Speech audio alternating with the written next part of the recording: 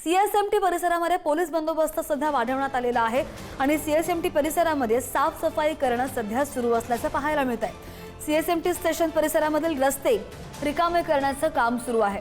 काही वेळापूर्वीच आपण पाहिलं की मुंबई पोलिसांनी आता जरांगे पाटील यांना नोटीस बजावलेली आहे की लवकरात लवकर म्हणजे दुपारपर्यंत गर्दी खाली करा आणि त्यानुसार आता सीएसएमटी परिसरामध्ये पोलीस बंदोबस्त वाढवला गेला आहे।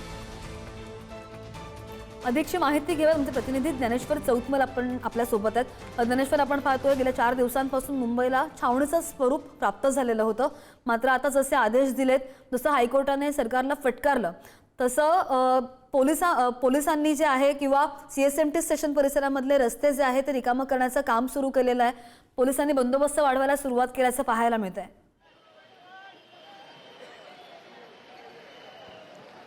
या सगळ्या भागामध्ये पोलिसांचा मोठा बंदोबस्त आपल्याला बघायला मिळतोय।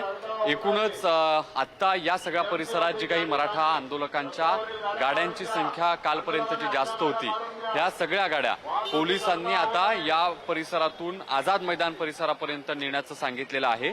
या सगळ्या भागातली गर्दी कमी करण्याच्या सूचना कोर्टाने केलेल्या होत्या, तसे आदेश दिलेले होते आणि त्यानंतर या गाड्या आपण बघतोय की आता पार्किंगची जी ठिकाणं नेमून दिलेली आहेत त्या ठिकाणी जायला सुरुवात झालेली आहे। आंदोलकांच्या ह्या गाड्या गेल्या 5 दिवसांपासून याच परिसरामध्ये होत्या, मात्र आता कोर्टाच्या आदेशानंतर काही आंदोलक या सगळ्या आवाहनाला प्रतिसाद देताना बघायला मिळतात। जरांगे पाटील यांनी देखील तशा पद्धतीचं आवाहन केलेलं होतं आणि आता त्या गाड्या ज्या आहेत त्या पार्किंगमध्ये जात आहेत। या सगळ्या पार्श्वभूमीवर पोलिसांचा जो बंदोबस्त आपल्याला बघायला मिळतोय तो बंदोबस्त या ठिकाणी वाढवण्यात आलेला आहे।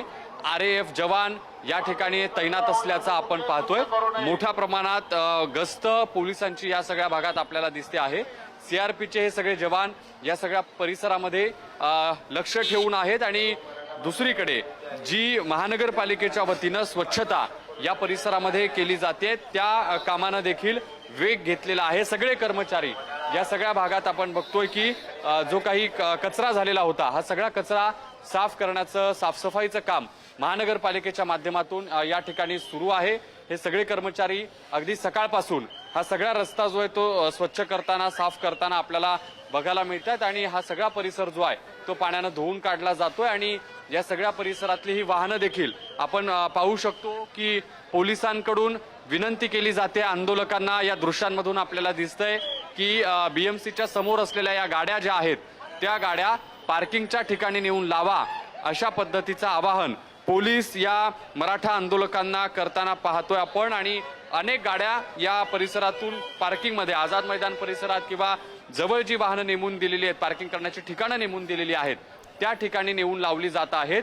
मात्र आता या BMCच्या बाजूच्या रस्त्यावर आपण दूरपर्यंत एक जर नजर मारली तर मोठ्या प्रमाणात अजूनही आंदोलकांच्या गाड्या आपल्याला या सगळ्या भागामध्ये उभ्या असल्याचं दिसतं आहे।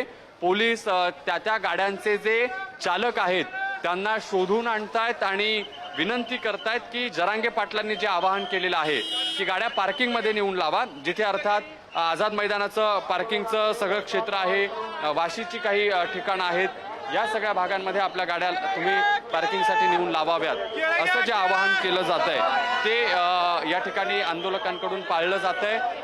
BMCच्या समोरचा हा सगळा भाग आणि CSMTच्या समोरचा हा सगळा भाग, या ठिकाणी ज्या गेल्या 5 दिवसांपासून गाड्या लावण्यात आलेल्या होत्या, ह्या सगळ्या गाड्या आता हा परिसर जो आहे तो रिकामा करायला सुरुवात झाल्याचं चित्र आपल्याला या भागामध्ये दिसतंय। वारंवार पोलीस या ठिकाणी आवाहन करतायत की या ठिकाणी ज्या अन्न वाटपाच्या गाड्या आलेल्या होत्या त्याचं काम जर झालं असेल तर त्या गाड्या पुढे न्याव्यात, कारण कोर्टानं देखील तसे आदेश दिलेले आहेत आणि कोर्टाच्या आदेशाचं पालन करायचं असं जरांगे पाटील यांच्याकडून वारंवार सांगितलं जातंय। ते आवाहन बरोबर ज्ञानेश्वर, ज्या प्रकारे जरांगेंनी आवाहन केलेलं आहे, ज्या प्रकारे आपण दृश्यांमध्ये सध्या पाहतोय पोलीस जसं या आंदोलकांना आवाहन करतायत, विनंती करताना दिसतात आणि आंदोलक सुद्धा त्यांना सहकार्य करताना पाहायला मिळतात। ज्ञानेश्वर, धन्यवाद दिलेल्या सगळ्या सविस्तर अपडेटसाठी।